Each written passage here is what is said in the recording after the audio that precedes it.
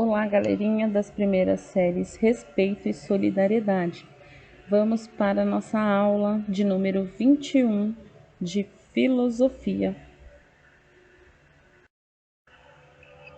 Nessa aula trataremos da filosofia cristã. Então, seguimos com os nossos roteiros de estudos, onde consiste que vocês assistam a videoaula de número 21. Leiam o capítulo 4, onde estamos falando sobre a filosofia cristã e, preferencialmente, pesquisem sobre esse tema através de outras fontes, livros, sites, revistas, a fim de ampliar o conhecimento de vocês e trazerem novas experiências. Respondam então ao PDF que está disponível no site do colégio e, em caso de dúvidas, contate-me através dos nossos canais de comunicação, pelo YouTube ou através das nossas videochamadas.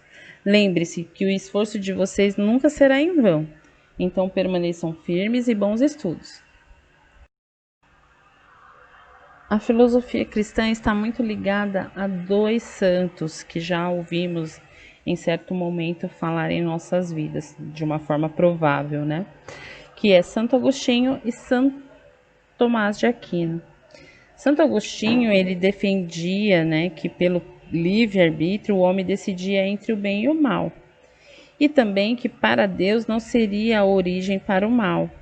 Então ele não acreditava que para Deus não seria a origem do mal, apenas do bem. Já São Tomás de Aquino, ele discutia questões de ordem metafísica. Lembram-se lá de Aristóteles? Muito bem. Então, sobre essa natureza da existência humana ou não do universo, São Tomás de Aquino, ele sempre levava a essas discussões em relação a essas questões de ordem metafísica.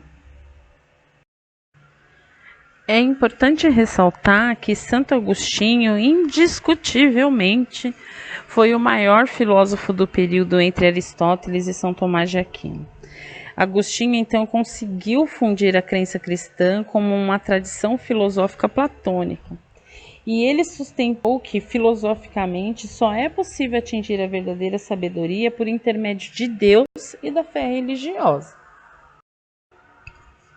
Já São Tomás de Aquino, ele foi um dos maiores entre todos os pensadores medievais. Ele se destacou tanto como filósofo como teólogo.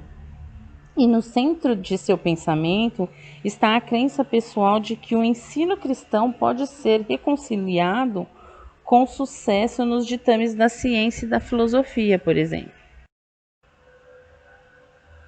A questão da origem do mal, ou seja, da cidade de Deus versus a cidade dos homens, mostra um paradoxo que nós já falamos na aula passada, quando retratamos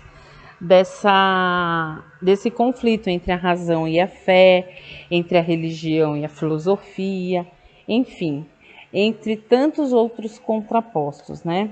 Então, quando nós falamos, né, desse contexto, ou seja, do ponto central da religião, nós também nos defrontamos com um outro paradoxo, ou seja, entre o bem e o mal. Porém, para Santo Agostinho, o mal não existe. Ele conclui de forma veemente, através de suas reflexões, de que o mal não existe.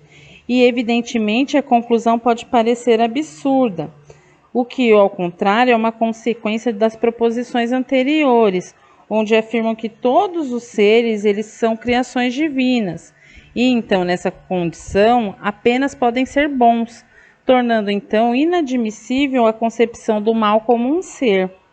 Então, em um vocabulário filosófico, melhor dizendo, diríamos que o mal é negado ontologicamente e não existe enquanto ser como substância própria.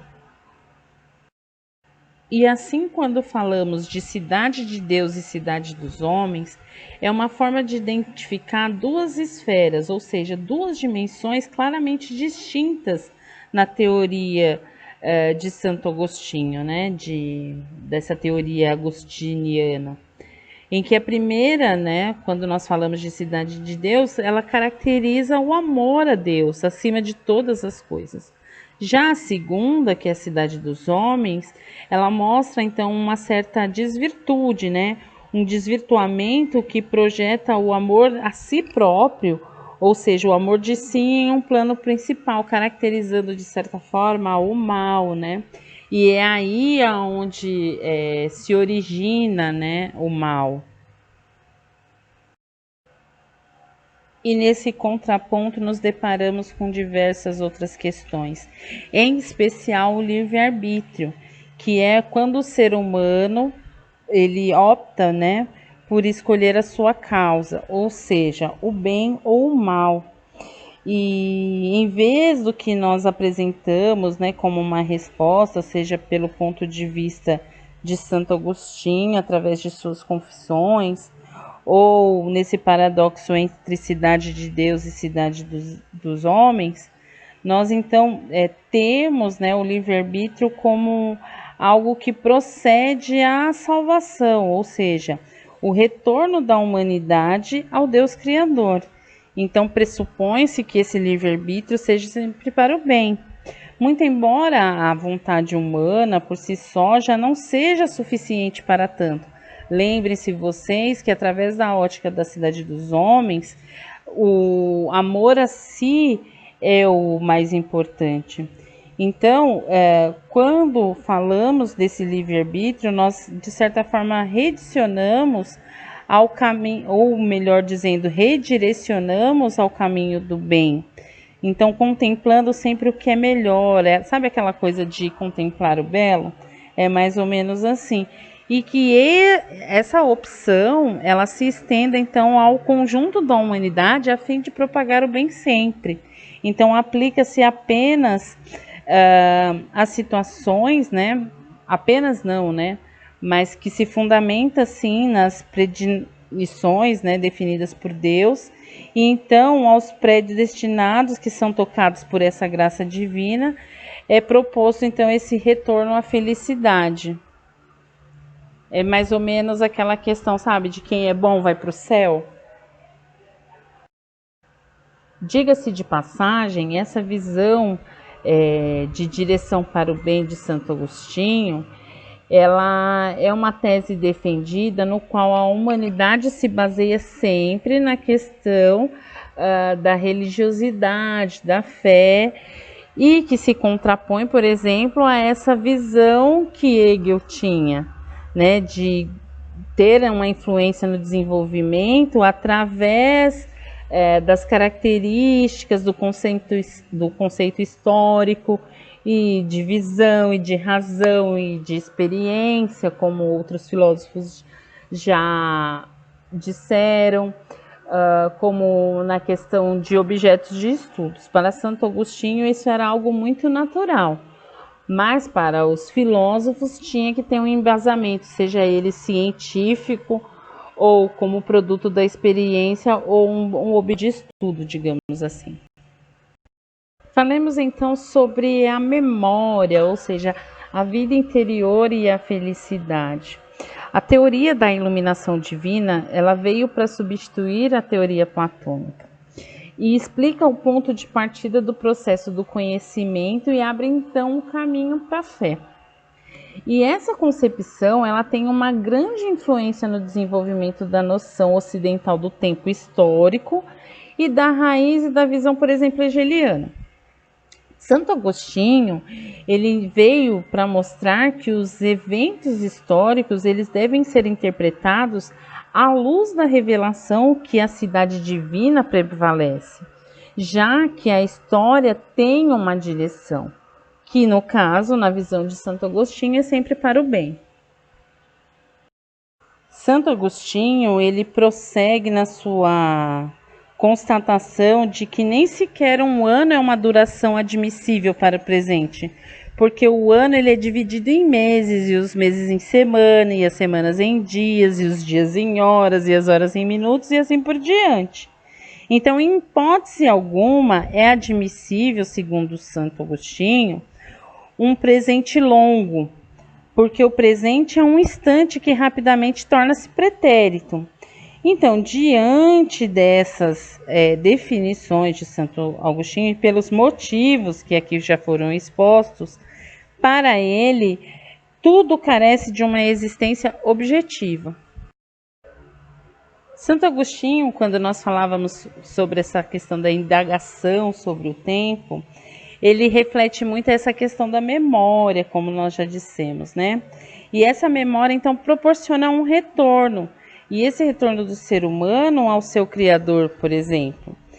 E, além disso, Santo Agostinho, ele assemelha a Deus em sua eternidade ao exame de tempo em relação à eternidade, em particular nos modos pelos quais foram-se o passado, e definindo então passado, presente e futuro como interiores, né, como uma certa intimidade de vivência pelos seres humanos, merecendo então até mesmo, né, um capítulo na sua obra Confissões de Agostinho. Então, para esse filósofo, né, para Santo Agostinho, o Ser Supremo Deus, ele é imutável e jamais se transformou, e jamais se transformará, deixando de ser algo para se tornar-se outro do mesmo modo que não se transformará. Pois para Santo Agostinho, Deus é eterno e já alcançou a sua perfeição. Então, essa questão de tempo para Santo Agostinho, ele indaga o tempo da seguinte forma e muito bem precisa nessa frase: o que é o tempo? Quando quero explicá-lo, não acho explicação. Se o passado é o que eu do presente lembro, e o futuro é o que eu do presente antecipo, não seria mais certo dizer que o tempo é só presente? Mas quanto dura o presente? São Tomás de Aquino, ele já parte para uma demonstração racional da existência de Deus, onde as reflexões dele são sempre evocadas pelos especialistas em filosofia medieval, para então uma apresentação de teses, para servir como um testemunho ou uma certa originalidade, e então mostrar um período de um determinado pensamento filosófico. Então ele justifica essas razões através de alguns fundamentos, onde ele define que a natureza do conhecimento ela é esboçada através de sua doutrina, ou seja, Deus é o objeto primário de suas reflexões, onde a intensidade com a qual ele mesmo procura compatibilizar com a filosofia grega e assim com a fé cristã, entre outros termos, ele mostra uma profundidade de seu projeto de conciliação em fé e razão.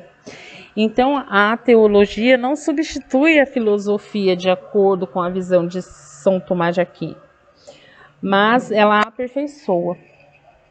Já o desenvolvimento desses dois conceitos, eles se tornam centrais no debate filosófico, ou seja, essência e existência. Então, a fé ela é orientada através da razão, porém ela não é eliminada.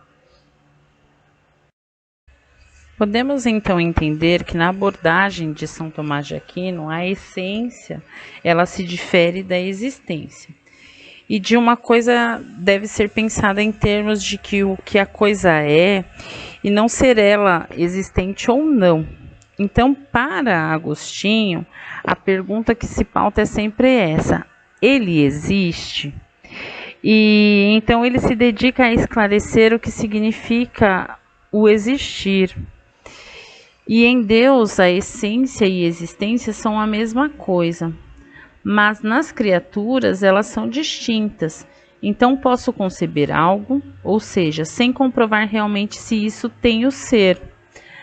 A essência, então, ela é uma definição, ou melhor dizendo, a determinação do ente, enquanto a existência é um ato de ser. E a energia metafísica, como Aristóteles bem fala, né, na questão lógica, faz o ente ser finito e então existir. porém é a essência que se eterniza. A causa da finitude dos entes e a sua determinação, ou seja, a sua essência, vai então trazendo, ou melhor, fazendo o ente ser o que é, e impede o ser de ser puro ou simplesmente por ser.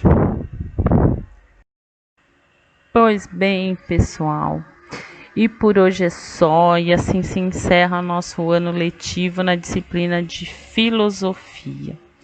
Foi muito bom trabalhar com vocês nesse período, embora tenha sido um período difícil, onde fomos aprendendo novos desafios e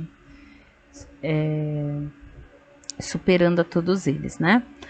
Então, desejo a vocês que permaneçam firmes, que continuem no empenho para o próximo ano, lembrando a vocês que IP 2020 é um colégio com muita mais emoção.